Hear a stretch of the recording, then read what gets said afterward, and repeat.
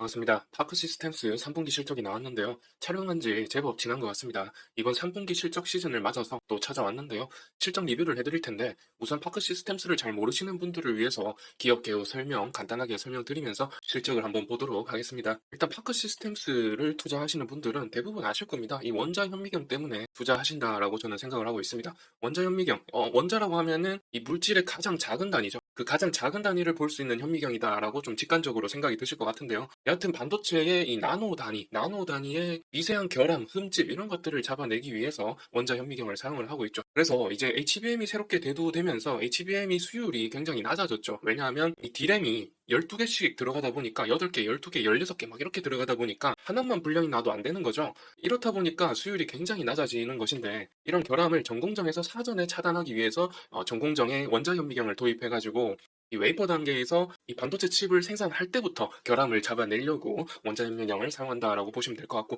그렇다면은 이 원자 현미경의 수요 거의 뭐 이제 HBM 3선은 모두 다 사용할 거라고 보면 되겠죠. 그래서 그런 기대감에 파크 시스템스가 아직까지 실적이 나오지 않음에도 불구하고 주가가 크게 상승했다라는 부분을 좀 이해하고 넘어가시면 될 것 같습니다. 그래서 실적을 한번 보게 되면요. 손익계산서의 분기로 한번 보도록 하겠습니다. 9월 달에 3분기 실적이 매출액이 이제 YOY로 27% 증가해가지고 10억 단위입니다. 414억이 나왔습니다. 매출액 414억이면 전분기에는 447억이 나왔죠. 그 전분기에 비해서 조금 줄었고요. 그리고 작년 4분기에 455억, 그리고 1분기에는 257억이 나왔죠. 이렇게 지금까지 원자 현미경에 대한 수요가 이렇게 실적에 아직까지 반영되고 있지 않다는 것을 한눈에 보실 수 있을 것 같습니다, 다들. 그래서 저는 쉽게 주가가 빠질 수도 있을 텐데 주가가 오히려 빠지지 않고 계속해서 우상향하는 움직임이 나와서 그래도 이 HBM에 대한 기대감, 모멘텀이 이 다른 종목들에 비해서 파크 시스템스에 가장 강력하게 반영되고 있다고 저는 느껴지고 있습니다.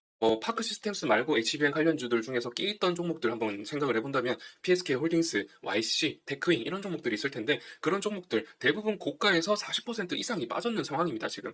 그런데 파크 시스템스는 그렇지가 않거든요. 그런 점에서 굉장히 강력하게 모멘텀을 받고 있다라고 좀 느껴지고요. 여하튼 아직까지는 실적에 그 HBM 관련해서 모멘텀이 반영되고 있지 않다라고 좀 이해하시면 될 것 같습니다. 그래서 여하튼 간에 이제 단기 순이익을 보게 되면 전분기 대비해서 좀 줄었습니다만은 여하튼 YOY는 좀 상승해서 63억이 나왔죠. 여하튼 지금 주가를 좀 유지하거나 우상향시키기 위해서는 이보다 훨씬 더 높은 수익률을 달성해야 된다. 성장성을 보여줘야 된다라고 좀 말씀을 드릴 수가 있을 것 같습니다. 거의 대부분의 SK 하이닉스라든지 뭐 YC, 테크인 이런 종목들은 YOY로 큰 성장을 했지만 파크 시스템스는 그렇지가 않기 때문에 조금 주가 가격을 유지하는 데 있어서 조금 위험 요소가 있다. 3분기 실적에서 조금 실망 매물이 나올 수 있겠다라고 좀 생각을 하고 있습니다. 그러나 여전히 뭐 시세를 꺾이지 않고 계속해서 이제 그 시세가 잘 유지되고 있는데 나중에 차트 보시면서 말씀드려 볼게요.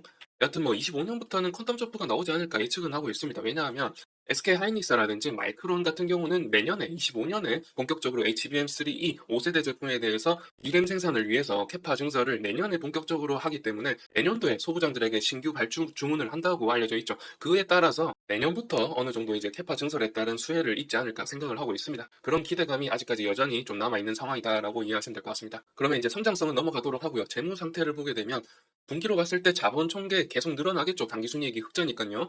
보시다시피 당기순이익이 추가되면서 2,376억 달성했고요. 자산 총계가 2,376억이고요. 자본 총계는 1,649억, 그리고 부채 총계는 727억입니다. 부채 비율 44%. 안정성 면에서 굉장히 뛰어나다라고 볼 수가 있을 것 같고요. 현금 흐름표 한번 보도록 할게요. 분기로 봤을 때 영업 현금 흐름이 지금 3억 정도 나오죠. 영업 현금 흐름이 굉장히 낮습니다. 이렇게 낮아버리면 이제 캐펙스를 제외한 FCF가 이렇게 마이너스로 나오게 되죠. 그래서 일단 영업 현금 흐름이 높은 게 좋고요. 무조건 높은 게 좋고, 그런 다음에 잉여 현금 흐름 FCF가 흑자 상태이면서 우상향하는 움직임이 좋습니다. 그런데 지금 음전에서 더 큰 폭으로 늘려갔죠. 이러면은 아무래도 이제 현금 흐름이 좋지 않아서 이 외국인들 유입세가 좀 떨어질 수 있다. 이렇게 좀 분석을 하고 있습니다, 저는. 그렇지만 이번 실적 발표 이후로 오히려 수급적인 측면에서는 오히려 외국인들이 돌아왔다라고 좀 말씀을 드릴 수가 있을 것 같습니다. 그래서 이제 밸류에이션 면에서 이제 밴드를 한번 볼 텐데, 파크 시스템스는 아까 보셨다시피 이 매출액과 영업이익이 그렇게 높지가 않습니다. 이 높지가 않다 보니까 이 밸류에이션 자체는 굉장히 고평가 상태이기는 합니다. 보시다시피 PBR 밴드, 순자산 대비해서 PBR 밴드를 보게 되면 일단 장부가 가치는 여기에 있죠. 장부가 가치는 현재 장부가 가치는 23,600원입니다. 23,600원인데 여기에서 지금 움직임을 보시게 되면 이 밴드를 보는 목적을 아시면은 좀 이해가 가실 것 같은데, 이 멀티플의 저항대와 지지 라인을 확인하려고 밴드를 보는 겁니다. 그런데 이 파크 시스템스의 특이점이 뭐냐면은 이 중심선을 타고 움직인다를 알 수가 있습니다. 보시다시피 이 밸류에이션의 모든 지표가 중심선을 타고 움직인다는 걸 알 수가 있죠. 그런 점에서 이 밸류에이션의 중심선이 좀 유의미한 지표가 되겠습니다. 중심선이 지금 PBR 같은 경우는 8배이고요. 그리고 PSR 매출액 대비해서는 7배, 그리고 영업이익 대비해서는 50배 라인을 타고 움직이고 있다는 것을 알 수가 있습니다. 그래서 지금 이 라인들의 가격을 알면 좋겠죠. 순자산 대비해서의 8배 가격은 19만 2천 원대고요. 그리고 PSR 매출액 대비해서의 중심선은 16만 6천 원이 되겠습니다. 그리고 영업이익 대비해서의 중심선은 23만 원이 되겠네요. 그래서 다시 한번 정리해 보면은 이 시장에서 적정 가격 구간으로 여기고 있는 구간이 16만 원에서 23만 원 사이다라고 볼 수가 있는 것이죠. 자, 그러면은 이런 부분을 좀 이해하고 넘어간다면은 주가를 보실 때 새로운 세상이 펼쳐질 것 같습니다. 보시다시피 지금 가격 조정을 보이고 있는 구간을 보시면은 16만 원에서 23만 원 사이에 왔다 갔다 하고 있는 것을 볼 수가 있죠. 알 수가 있죠. 이렇게 종목마다 이 주파수라는 게 있습니다. 어떤 지표를 따라 움직이냐를 알 수가 있는 그 종목마다의 그 같은 주파수를 보이는 어떤 지표가 있다라는 말씀을 드리는 겁니다. 지금 이 파크 시스템스 같은 경우는 아까 그 밸류에이션의 중심선, 그 중심선을 가지고 이제 시장에서 가격을 매기고 있다라고 보시면 될 것 같습니다. 그래서 일단은 여기 보시다시피 지금 선을 4개 그어 넣었죠. 일단은 이 14만 원과 19만 6천 원 사이에 이 채널은 돌파했다라는 걸 좀 알 수가 있겠죠. 그래서 저점이 올라가면서 이런 이제 채널 안에 들어와 있는 상황이죠. 그래서 여기서 이제 16만 원 맞고 23만 원 맞고 이렇게 내려가고 있는데 여기서 반등해 준다면은 다시금 23만 원까지 좀 시도해 보지 않을까 이런 생각이 드는 구간에 들어와 있다라고 볼 수가 있겠습니다. 그런데 또 유의미한 게 뭐냐면은 외국인 수급이 다시금 들어오는 추세로 전환되었다라고 말씀드렸죠. 보시다시피 외국인 수급이 들어오고 있는 상황입니다. 기관은 여태까지 많이 매입을 했기 때문에 이제 차익 실현한다고 보여지고요. 그리고 이제 저점 라인 이 채널의 하단부에 이제 맞으면서 개인도 많이 유입되고 있는 상황이죠. 이 파크 시스템스 가지고는 개인이 제법이나 이 매매를 잘하고 있는 걸로 보입니다.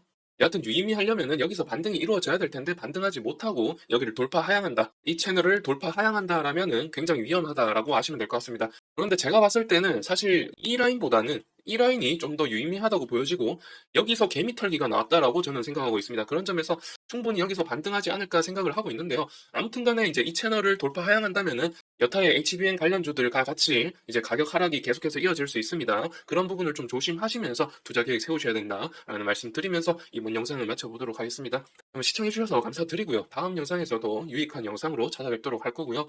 다음 영상 보시기 위해서 구독해주시면 감사드리겠습니다.